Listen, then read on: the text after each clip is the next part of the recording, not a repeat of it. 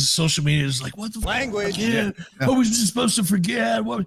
But Rock is really good at planting little Easter eggs along the way. The little quote to Cody, tell your mom I said Happy New Year, whatever the quote was to Cody's mom that caught Cody by surprise. I don't know. Let's just wait and see. All right, before we get out of here, we only got a few more minutes with Eric. Eric, let me ask you about The Rock's return as well to Netflix. What were your thoughts on the character presentation by The Rock? Because a lot of people, myself included, I'm a little confused. I guess he forgave Cody and everything's cool. They had a drink and we're all good now. Or the reaction that they've got, because I've seen a lot of it. Man, his social media is like, what the language? What was he supposed to forget? But Rock is really good at planting little Easter eggs along the way. The little quote to Cody, tell your mom I said Happy New Year, whatever the quote was to Cody's mom that caught Cody by surprise. I don't know. Let's just wait and see.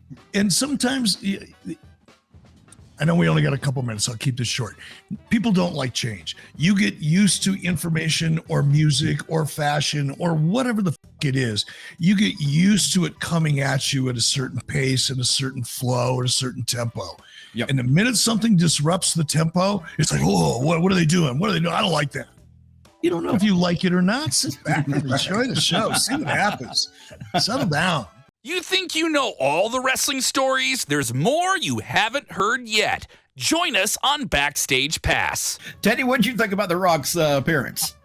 Well, he's real clever, and you got to pay attention to him, and you got to pay attention to what he says, because sometimes things that he says, they also have a clue, but you got to pay attention to that. But like I said, I don't think this thing with him and Cody is going to end right now. I think this is maybe, in my opinion, I think this is a setup.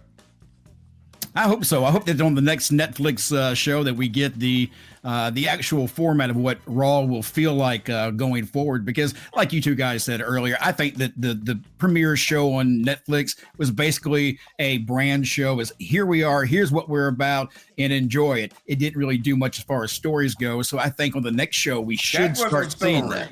That's a story right there, to introduce yourself as the new brand. That's a story. Eric, what's going on with you right now? What other podcast are you on that we need to talk about? Because I know you've got like 20 of them. No, I don't really. I've just got 83 weeks. That's my baby. And, I do Wise Choices, which is a YouTube show. Yeah. Occasionally, I've been doing much of those over the holidays. I've been kind of distracted with family stuff and other projects that I've got going on. But, I'm staying fairly busy. Nothing wrestling related, but interesting projects and learning a lot along the way. So was wrestling just something you happened to look into? Because it seemed like you were actually very much, you're a creative individual. So there's so many other things that you've been involved in that were outside of wrestling.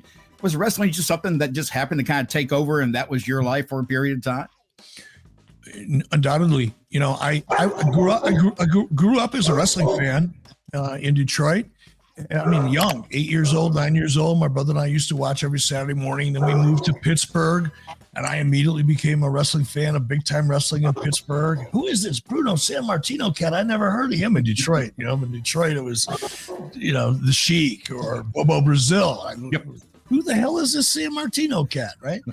But I figured it out and then moved to Minneapolis, and it was Vern Gagne. And even through my late teens, early 20s, mid to late 20s, I was still a wrestling fan. I was a sales manager for a food processor. I had a bunch of other shit going on. Nothing to do with wrestling. I never thought for a moment, it never even crossed my mind to try to get into the wrestling business. But I happened, just sheer coincidence and too long of a story here, ended up taking a meeting with Vern Gagne, and he was impressed. And a guy by the name of Mike Shields, who really was calling a lot of the shots behind the scenes. I had a meeting with both of them, and 2 days later, I got a job offer.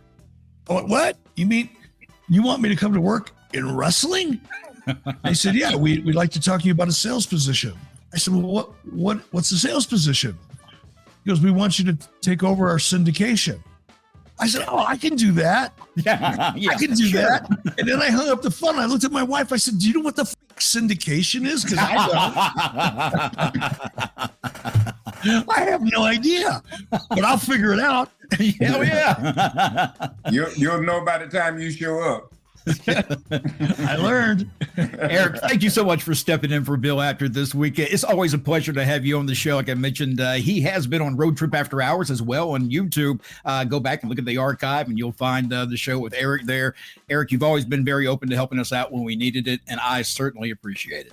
Hey, no problem. You guys are great. And if I were you, I'd consider firing Bill. And we've tried that. I know a guy that'd be a good replacement. Just kidding, Bill. See ya.